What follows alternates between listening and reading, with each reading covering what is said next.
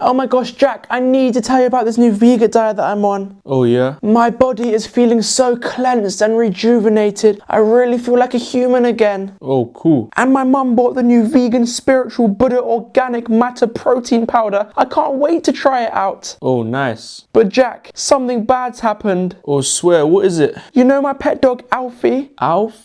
Oh yeah, Alfie, that one, yeah.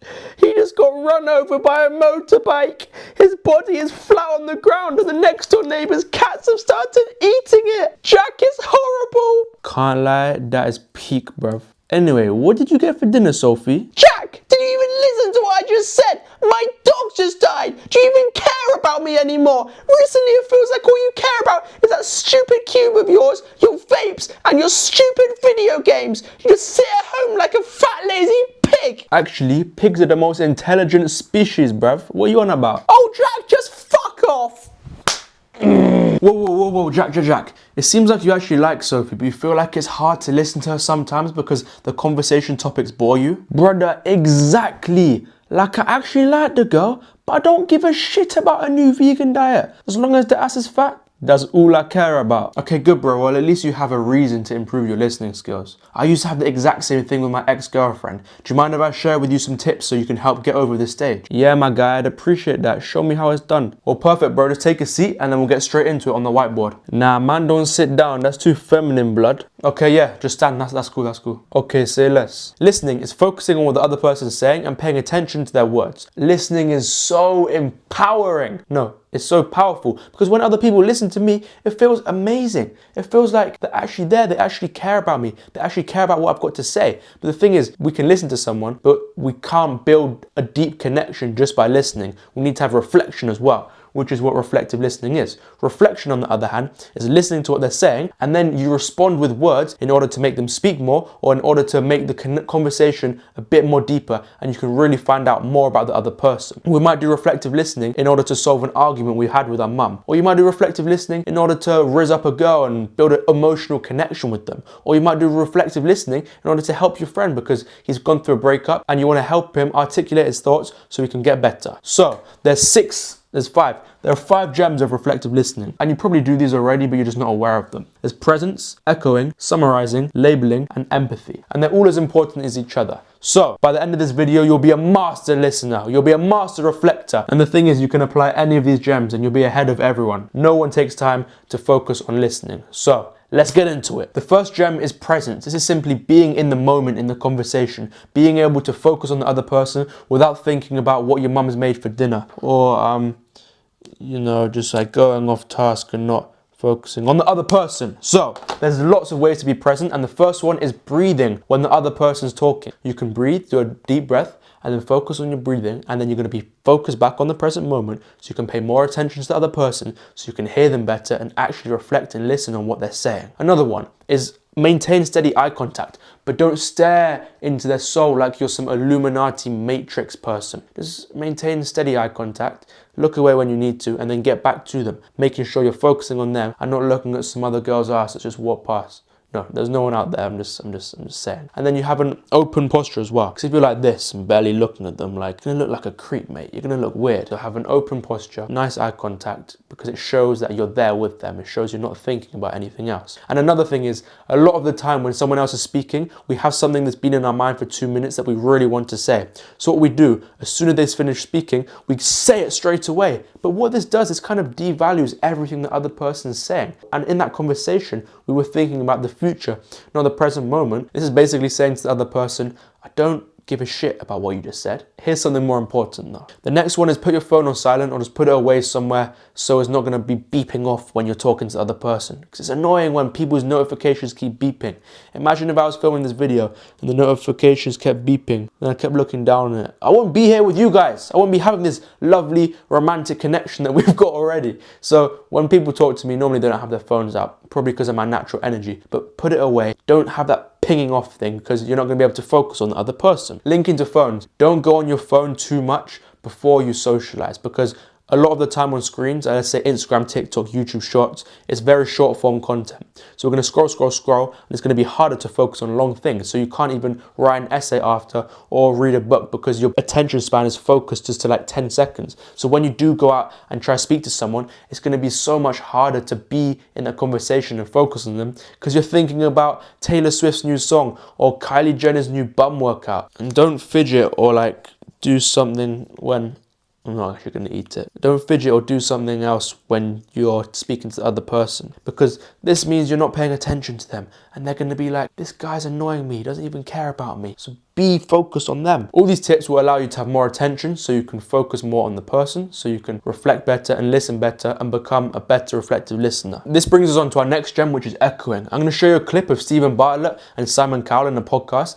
and Stephen does this really well. When he was angry at you, you knew it. But I also, I think he would have got a real kick out of seeing me on a TV show. I know he would have just found the whole thing really, really funny. He didn't see you on a TV show? No, that came a few years later. At least he'd seen me, succeed, and that meant as much to him, I know, as it did to me. Echoing is literally just repeating back a couple words of what the other person said so you can get them to reveal more information about it, so you can build a deeper connection and they can feel more understood. And the good thing about echoing is you can choose where you want to take the conversation. For example, the one I just showed you, Stephen echoed back, so he didn't get to see you on the TV show. Stephen just wanted to find out Simon's perspective on the death of his father. The thing is, we need to be careful with what we echo, because there's definitely a time and a place for it. For example, if your mum asks you, so Armani, please can you go and wash the dishes for me? If I say, wash the dishes? I'm just going to sound rude and disrespectful and she's going to hit me with a slipper. Or if you're listening to your partner talk about an argument that they had with their mum, which went along the lines of, so we were in the shop and my mum just started getting really annoyed at me because I didn't bring the shopping list. She started shouting at me, so I walked away and accidentally knocked over the chocolate biscuits. I felt powerless. If you echo back, the chocolate biscuits? They're going to look at you so confused, like, what is this guy on about? He doesn't even care about what I've just said. Why would he mention the chocolate biscuits? So a rule of echoing is don't be distracted by the chocolate biscuits. Actually echo back something you want to find out more about, or something that will actually help the other person articulate their thoughts a bit better. Once we echo, we can sometimes use a follow-up question to find out more information. Say for example, Javier and Christina are on a first date and Javier's talking about his recent trip to North Korea. Yeah, Christina, I went to North Korea in a nature park with all of my mates. It was so fun to get away from the city for a bit. Oh my god, you went to a nature park? Oh, so it seems like you're an outdoor type of guy then. Well, yeah, I'd say so. It's so nice just to escape the consumerist matrix society I live in. The consumerist matrix society? Well, yeah, just wake up, you're in the rat race, you go to work, you come back from work 9 to 5. It's repetitive, it just feels like an endless cycle. And I feel like I'm never in the present moment, always thinking of the next thing to do. So when I'm in nature, it feels like I forget about that and I can actually find peace and relax by myself. You notice how Christina just reflected a little bit and asked a little question, and Javier really uncovered his beliefs and values. All right, now we're going to play the echoing game. I'm going to give you some scenarios on the board and you're going to tell me what you'd echo back. So either write it down on a paper, pause the video, or just say it out loud. Okay, so you're talking to your friend about his relationship. This is them. I just feel like we're not as close anymore. We lost that spark we used to have. Pause the video.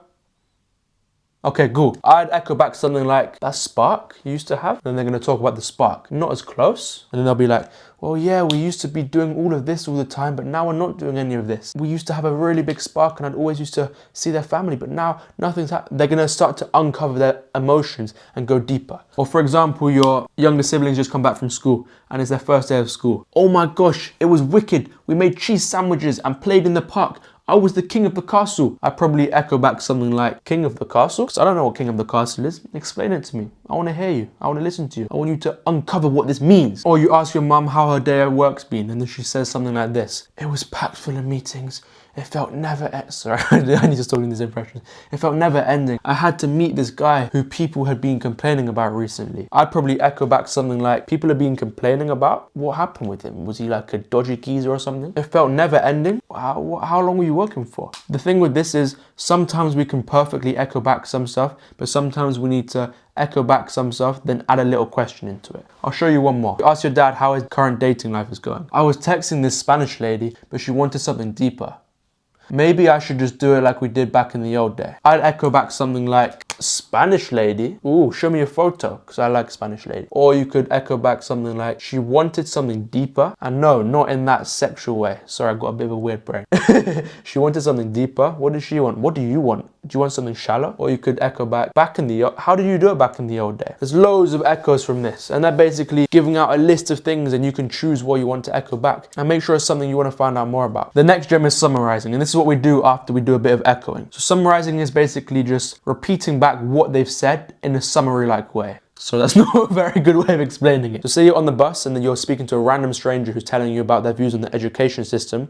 You could be like, oh, so what you're saying is you think it's good because you can socialize, but it's not really accustomed to the real world because it doesn't teach you about money. Is that what you're saying? When you say something like that, it basically, in their head, is giving them a little tick, saying, this person's actually listened to what I said. They understand me. I feel like I've got my point across. And they're probably going to start to ask some stuff about you. And then that connection that you had before is much stronger because you've summarized what they've just said. So some phrases we can use to summarize people's words is, so what you're saying is blah, blah, blah. Just so I can understand you, you think, oh, so you think. And then sometimes we might mis-summarize people, but that's even better. Because when we mis-summarize people, we could say, oh, so you think this about this? They'll be like, actually, no, kind of, but I'm more like this. Then you're going to be able to understand them better because they're going to re-explain themselves, so you can build that better connection. When someone's speaking a lot, we need to summarize what they're saying. Otherwise, there's going to be important information that's flying around all over the place, and we won't actually pick up on it. The next gem is labeling, which is basically summarizing on steroids.